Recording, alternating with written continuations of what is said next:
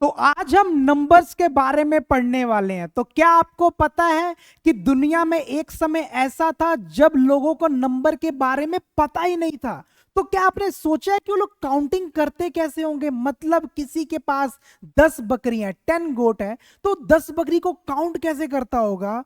अगर आपने सोचा है कि मान लो आज मैं बोलूं कि 16 मई है, तो 16, तो उनको कैसे पता लगता है कि आज 16 मई है? मतलब काफी क्यूरियोसिटी है इस बुक के अंदर कि मतलब हमें नंबर के बारे में जानना है। और चैप्टर क्या है? The world of number. तो यहां पर हम पूरा इतिहास पढ़ने वाले हैं किसके? नंबर के बारे में। तो इस लेक्चर में हम जानेंगे कि कैसे एंशिएंट लोग नंबर की काउंटिंग करते थे जब दुनिया में नंबर नहीं था। तो आज आपको बड़ा ही इंटरेस्टिंग फैक्ट बताने वाला हूं कि प्राइम नंबर की डिस्कवरी कितने साल पहले हुई। तो चलिए शुरू करते हैं। सबसे पहला लॉजिक जिसके थ्रू एंशिएंट लोग काउंटिंग करते थे, तो यहां पर सबसे पहले क्या है? 1 to 1 कॉरेस्पॉन्डेंस। 1 to 1 कॉरेस्पॉन्डेंस ये क्या होता है? बड़े ही सिंपल तरीके से, पुराने समय में किसी को काउंटिंग नहीं आती थी। तो चलिए एक एग्जांपल लेके चलते हैं। मान लीजिए भाई साहब है, इनके पास बकरियां हैं, गॉट है, तो इसको काउंट करना, तो कैसे काउंट करते थे? इनके लिए सिंपल सा लॉजिक क्या करते थे? हर गॉट के लिए एक पेबल रखते थे, पत्थर रखते थे, ठीक है ना? तो मान लो इनके पास 10 बकरी हैं, तो इन्होंने क्या किया, जब बकरी को चराने लेके जा रहे हैं तो एक इसके अंदर क्या कर दिया, 10 पत्थर डाल दिए, ठीक है। अब बकरियां चरने गई, शाम को जब बकरियां वापस आती तो कैसे काउंटिंग कर? जैसे एक बकरी एंटर मारी, एक पेबल उठा के बाहर, दूसरी आई, उठा उठा। अगर आखिरी में खाली हो गया, इसका मतलब यह है कि जितनी बकरियां चरने गई थी उतनी बकरियां चर के वापिस आ गई। तो देखो कितना सिंपल लॉजिक करते थे कि कोई बकरी मिसिंग नहीं। अगर सोचो 10 बकरी गई और जब वापिस आई उसने पेबल निकाला और एक पेबल रह गया, इसका मतलब उनको हिंट मिलता था कि एक बकरी वापिस नहीं आई। तो इसी को बोलते हैं 1 to 1 कॉरस्पॉन्डेंस। मतलब हर एक ऑब्जेक्ट के लिए, हर एक, मान लो गॉड के लिए क्या रखा? एक पेबल। हर एक गॉड के लिए एक क्या रखा? पेबल। तो इस तरह से काउंटिंग हुआ करती है और बड़ा ही बेस्ट मेथड था। और मानोगे यहीं से किसकी डिस्कवरी हुई? मतलब 1 to 1 कॉरस्पॉन्डिंग ने किसकी डिस्कवरी कर दी? नेचुरल नंबर की। क्यों? क्योंकि काउंटिंग कहां से शुरू होती है? 1 2 3 4। तो मुझे कमेंट में बताओ कि सबसे छोटा नेचुरल नंबर क्या होगा? सबसे छोटा नेचुरल नंबर क्या होगा? 1। और सबसे बड़ा खत्म नहीं होता नेचुरल नंबर। अगर बोल रहा हूं 30 करोड़, तो उसका अगला नंबर क्या होगा? 30 करोड़ 1, 30 करोड़ 2, तो ऐसे चलता जाएगा, ठीक है ना? तो हमें पहला 1 to 1 कॉरेस्पॉन्डेंट। अब दूसरा देखना, अब सोचो ये है क्या? लिबोम्बो बोन। बड़ी खतरनाक कहानी है इनकी। मतलब 35,000 साल पहले, 35,000 साल पहले एक अपने को हड्डी मिली, ये हड्डी, और उसका नाम क्या था? लिबोम्बो बॉन नाम की हड्डी थी, ठीक है ना? तो इस बॉन में क्या था? यहां पर टेलीमार्क किए गए थे, कितने? 29। अब टेलीमार्क किए गए, मान लो ये मिला हमें कहां पे था? ये वाला देखना, is the oldest known counting tool made by humans. और मिला कहां पे था? Swaziland, Swaziland of Africa, south Africa के बॉर्डर के पास, ठीक है। अब इसमें हुआ क्या? इंटरेस्टिंग फैक्ट चेक कीजिए कि इन्होंने इस बॉन का इस्तेमाल कैसे किया। फॉर एग्जाम्पल, पुराने टाइम के लोग लोग थे, वो लोग हंटर करते, शिकार करते। मान लो किसी ने शिकार करके 15 बकरियां रखी है, मतलब शिकार करके 15 दिन की 15 बकरियां, तो उसको कैसे पता लगे उसके पास 15 बकरी हैं? तो उन्होंने इसके लिए क्या किया? टैली किया। टैली में क्या करते थे? काउंट कर, जैसे एक हंटर करते थे उसको 1 टैली कर दिया। इससे उनको पता होता था उन्होंने कितना शिकार किया और उनके उनके पास कितना फूड प्रेजेंट है। तो इस तरह से लिबम्बो बॉन जो 35,000 साल पहले मिला था। तो बच्चे देखना कि उस टाइम के लोग कैसे काउंटिंग करते थे, टैली मार्क करके, ठीक है। तो यहां पर ये सबसे बेस्ट तरीका था उनका पता करने के लिए कि हमें कैसे पता लगे कि हमने कितना हंटर किया, ठीक है। और एक चीज, इशांगो बोन, ये सारी चीजें हमें मिली हैं। मतलब हम लोगों ने इस पे परखा है कि वो लोग करते कैसे थे, कैसे, मतलब आर्कियोलॉजिस्ट ने सोचा कि वो लोग काम कैसे करते थे, कैसे काउंटिंग करते थे। तो इशांगो बोन में देखना क्या होगा।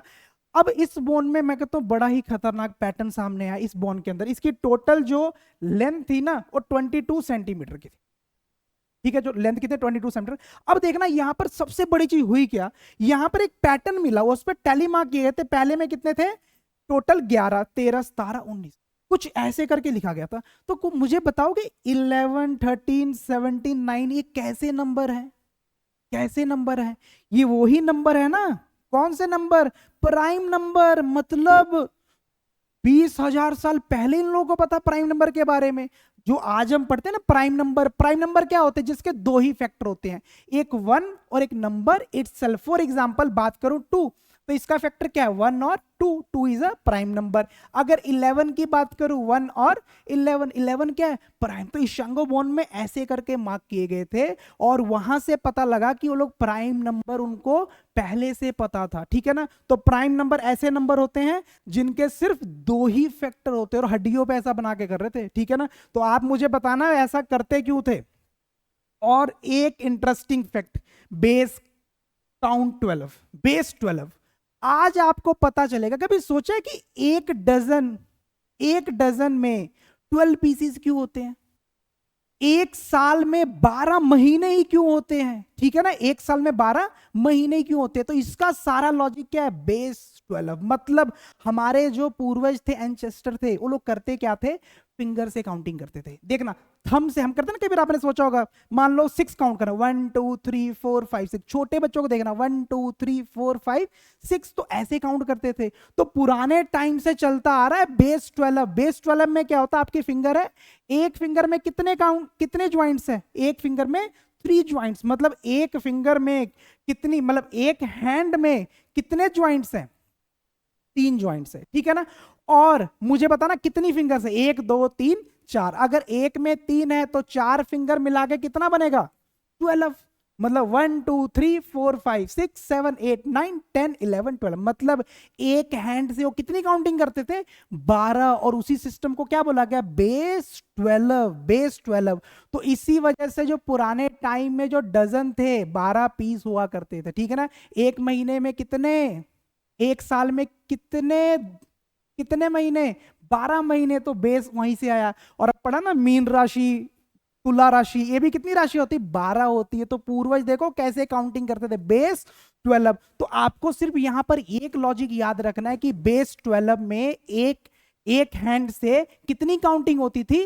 12। और करते कैसे? नंबर ऑफ फिंगर्स 4 फिंगर्स, और एक फिंगर्स में कितने ज्वाइंट्स? 3 ज्वाइंट्स। तो 12। थंब से काउंट नहीं होता था, thumb is just point out. अगर मैं आपसे पूछूं, मैंने 1 2 3 4 करके ना पूरा एक बार एक राउंड पूरा कर दिया, फिर एक राउंड पूरा कर दिया, बताओ कितनी काउंटिंग होगी? कितनी काउंटिंग? अगर मैंने एक बार पूरा कर दिया, दिस मींस 12। अगर 2 बार किया तो कितना हो गया? 12 इंटू 2 24 की काउंटिंग। तो पुराने टाइम के लोग इसी तरह से काउंटिंग स्टार्ट करते थे। और चलिए अब एक्सरसाइज में एंटर करते हैं और देखते हैं कि आपको इनकी भाषा समझ आई कि नहीं। मतलब उन्होंने कैसे नंबर की जर्नी शुरू किया और यहां तक पहुंचे, ठीक है ना। तो इस एक्सरसाइज में आपको 1 2 क्वेश्चन ऐसे मिलेंगे जो बिल्कुल उनके रिलेशन से ही बने। तो चलिए चुप करके हम स्टार्ट करेंगे। Question number 1। क्वेश्चन नंबर 1 क्या कहना चाहता है? बड़े प्यार से कहेंगे क्या कहना चाहता है।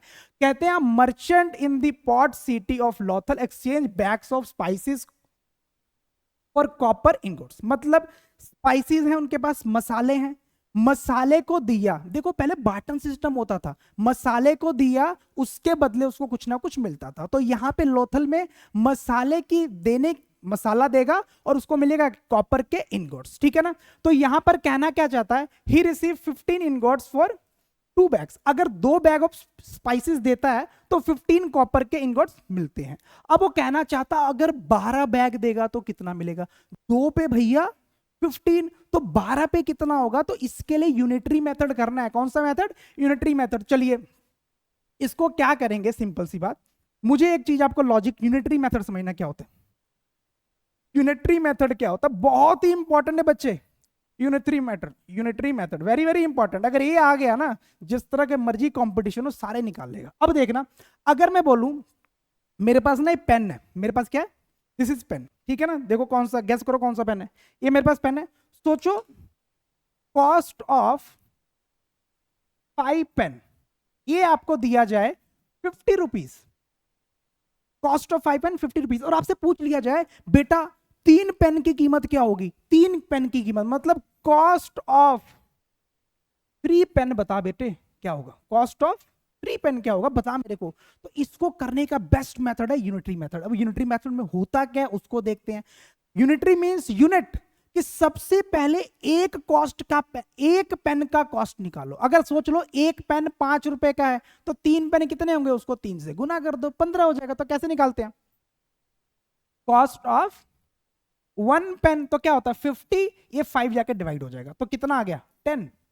मतलब उस नंबर से उसको डिवाइड कर दोगे, 1 पेन का कॉस्ट आ जाएगा। अब नेक्स्ट क्या है, कॉस्ट ऑफ 3 पेन। तो बच्चे करेंगे क्या, 1 पेन की कॉस्ट कितनी है 3 है, मल्टीप्लाई बाय 1 का 10 था, मल्टीप्लाई बाय 3 कितना आ जाएगा 30 रुपीज। तो कितना सिंपल है। अब सेम हमें यहां भी करना है, ठीक है ना। तो अब देखना 2 bags of spices, 2 bag of spices के लिए कितने हो रहे हैं, कितने पैसे 15 कॉपर। बताना बच्चे, ठीक है 2 बैग के लिए इतना। तो यूनिटरी मेरे को कितने बैग का 15, तो पहले 1 बैग का निकालूं तो क्या आएगा 1 बैग ऑफ स्पाइसेस क्या हो जाएगा जी 15/2, 1 का आ गया 15/2, जैसे यहां पे 50/5 आया था। अब मेरे को कितने का निकालना है 12 का, तो 12 बैग्स ऑफ स्पाइसेस। बहुत सिंपल है बच्चे, 15/2 कर, इसको गुना किससे कर दे 12 से गुना कर दे, इसको काट कितना आ गया 6, 15 को 6 से कर कितना आएगा 12 बैग्स ऑफ स्पाइसेस के लिए क्या आएगा 90 कॉपर कर्ट्स। बताना बच्चे, क्लियर है कि नहीं, क्लियर है कि नहीं, क्लियर है कि नहीं, क्रिस्टल क्लियर है कि नहीं। कितने आसान तरीके से, मतलब 1 का निकालो, जितने चाहिए झटके से मल्टीप्लाई कर दो, बाकी आ जाएगा। चलो जी नेक्स्ट क्वेश्चन पे, नेक्स्ट नेक्स्ट बढ़ाई। इशांगो बोन, कौन सा बोन है इशांगो। ओहो, अभी देखा था ना इस बोन के बारे में, बड़ा अच्छा पैटर्न किया था, 11 13 17 11 13 17 कुछ ऐसे करके, और लास्ट में क्या था 19। कहता what do this numbers have in common. तो क्या है, अगर मैं इसका नाम बोल दूं, all 4 numbers are, all 4, all, मुझे बताना, वो तो यहीं पे क्लियर कर दिया था हमने, ऑल 4 नंबर्स आर, कौन से नंबर है prime number, because they have कितने common factor, they have only 2 factors, that is 1 and the number itself, and the number itself।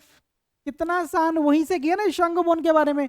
Prime number है जी, 2 ही फैक्टर है, एक 1 और नंबर इटसेल्फ। अब आगे क्या बोलता है, नेक्स्ट 3 नंबर्स। तो नेक्स्ट 3 नंबर्स आर, कौन कौन से नंबर्स है नेक्स्ट 3 नंबर्स आर। तो बड़ी सिंपल सी बात है, 19 है, तो अगला नंबर क्या होगा बच्चे 23 इज प्राइम, फिर उसके बाद 27 नहीं 29, फिर 30 नहीं 31, ऐसे नंबर ही है 3, ठीक है। यही 3 नंबर हैं, इसके आगे और भी बहुत सारे, सोचता रहा जिसके 2 फैक्टर होंगे क्या होंगे प्राइम नंबर। तो बताना बच्चे क्लियर हो रहा है कंसेप्ट की नहीं।